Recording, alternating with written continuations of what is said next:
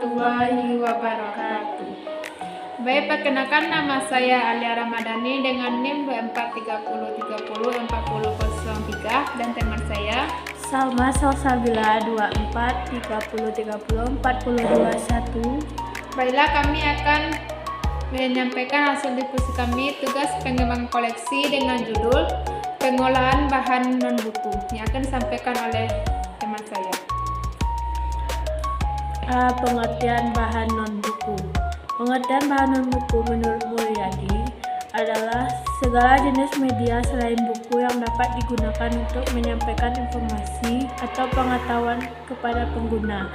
Media non-buku ini sangat penting karena memberikan variasi dalam penyampaian materi yang tidak bisa dilakukan hanya dengan teks. Contohnya, rekaman suara atau video memberikan pengalaman lebih dalam mempelajari sesuatu yang tidak dapat digambarkan hanya dengan kata-kata. Contoh bahan non-buku: rekaman suara, film dan video, peta, bahan digital. B. Pembagian bahan non-buku dalam perpustakaan.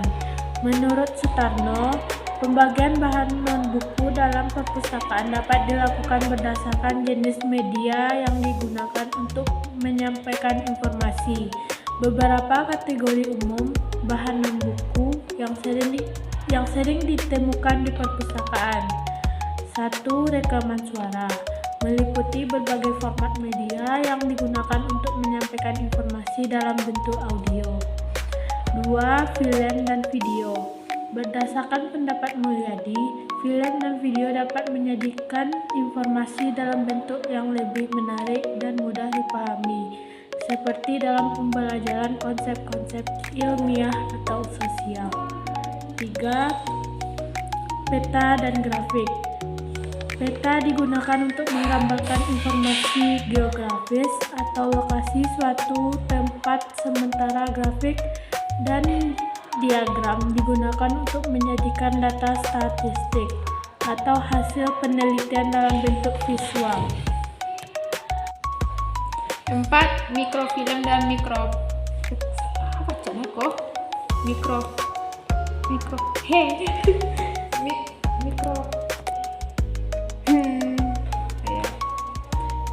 Mikrofilm dan mikrofilm.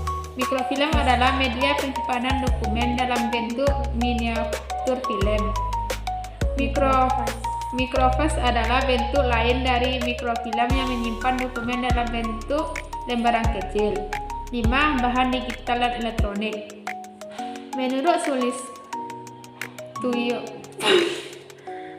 aku nggak ada baca kok. Sulistyo. 5. Bahan digital dan elektronik. Menurut Sulistyo, bahan digital juga memungkinkan pengguna untuk mengakses informasi lebih efisien dan memberikan pengalaman belajar yang lebih fleksibel. C. Pemanfaatan bahan non-buku dalam kegiatan perpustakaan. Pemanfaatan bahan non-buku dalam perpustakaan sangat penting untuk memberikan variasi dalam sumber informasi yang dapat diakses oleh pengguna. Menurut Sutarno, bahan non-buku seperti rekaman video, film, dan peta dapat memberikan dimensi baru dalam kegiatan pembelajaran. Sumber informasi ini memungkinkan materi pembelajaran disampaikan dengan cara yang lebih menarik dan mudah dipahami. D. Peran bahan non-buku dalam menunjang pembelajaran dan pendidikan. Menurut Sulistyo, di bidang penelitian, bahan non-buku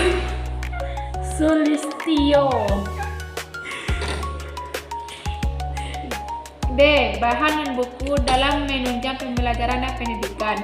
Menurut Sulistyo,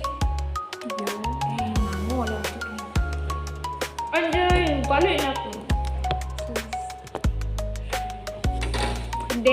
Bahan non-buku dalam menunjang pembelajaran dan pendidikan. Menurut Sulistyo, di bidang penelitian, bahan non-buku juga memainkan peran yang sangat penting, terutama dalam penelitian yang memerlukan dokumentasi visual atau suara. Dan menurut Soeharto, dalam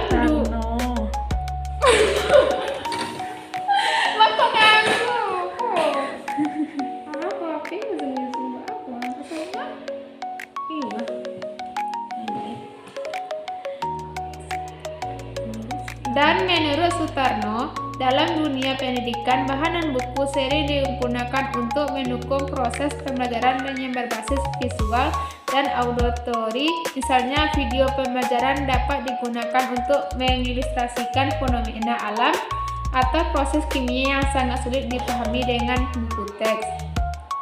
Penerapan bahan buku dalam pembelajaran yaitu film pembelajaran, rekaman suara, dan peta.